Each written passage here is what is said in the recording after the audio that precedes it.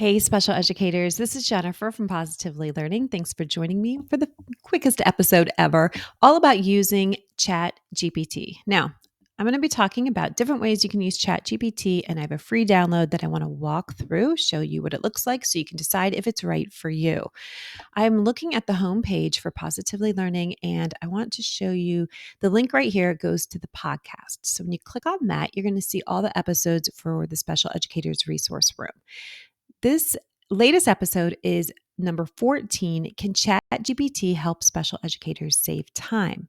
Now, I had done a poll on Instagram and it was really split whether we thought it was a good idea to use an AI tool or not to help us save time in our roles as special educators. So, what I did for the podcast is I listed 10 different ways to save time, but then I weighed in on them. And truthfully, it was about 50-50. 50% of the ideas I thought were not so great. I would not use them. They just didn't seem right. Some of them were giving legal advice and doing research and so on for writing IEPs. And I just thought, no, I don't think I'm going to use AI for that. But then 50% of them I really thought were great ideas to save time. So be sure to check that out so you can see if it is right for you.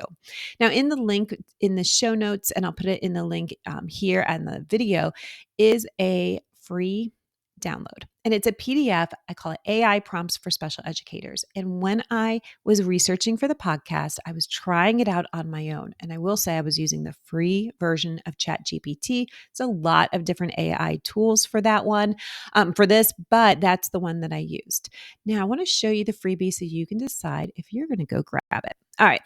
I highly recommend listening to that episode though, so that you can see where we're coming from. In a nutshell, I think that using an AI tool can be very helpful to save time. I don't recommend using an AI tool to like replace what you're doing, like writing an IEP for you. Obviously, I don't agree with that, but to save time with some of the tasks that are involved, I'm coming around. I think it's a pretty good idea. All right. So, what I did for this research is I came up with 4 different tasks that I wanted to accomplish. I came up with prompts for those tasks, tried them out, and now I'm posting the results. So, when you look at these results, you may say, yep, I need this in my life, or no, that's not what I'm looking for. So, let me show you what I came up with. One thing that I noticed as I was trying out different things is that I got the best results when I stayed within the same chat. So what I did is I started at the top here. And what my goal was to get some ideas for IEP goals. I was giving a specific area, seeing what they came up with. And then I stayed within the same chat to refine what I was looking for. If I had started a new chat, which means I just closed out the window, opened it back up, and started a new one by default, I probably would not have gotten such good results because these are pretty good. But that's up to you. The more feedback you do give ChatGPT by staying in the same chat and responding to it, kind of like a chat back and forth, the better it gets in my experience. Okay, so here are the different prompts that I tried. This one, I had 2 different ones. I think it was the first prompt that gave me a little bit more. And then on the bottom one, I put in a couple tries and I'll show you what I got. Okay, so on the next pages of this free download, I separate the prompts and I give the response that I received. So I'm asking for some IEP goal ideas. Initially, I thought that is not what I would ever use ChatGPT or an AI tool for. However, we do see goal banks. Those have been around for so long. You may have created your own or grabbed one online. And I'm really coming around to the idea that ChatGPT is pretty similar to what you'd see in a goal bank. So I never cut and paste from a goal bank. I actually never really used the goals, but sometimes it would just give me that push over the writer's block or whatever I was experiencing. And so now I'm kind of coming around to it. Okay, so here's the prompt ideas, and these are the results. I think some key things to note is that when I was asking for goals, I was putting in measurable. You, of course, could use your own language like SMART goals or whatever you want to fine tune it. And you don't have to accept the response. You can always reply like, no, I'm looking for 5 like rewrite these 5 goals with, and you give it like a new parameter to use. All right, so here are the responses. Not bad. I would not cut and paste. In fact, I did take one of these responses and made it my own to align more with the way the district I worked for wrote goals. All right, so here's what I did next. I stayed within the same chat and then I asked for some objectives for the goal. I did not Oh, yeah, I did. I gave them a number 3 or more, but of course you can tweak that. I pasted one of the goals from the previous response. I did change a couple of words to make it more what I was looking for. And here are the objectives they gave me.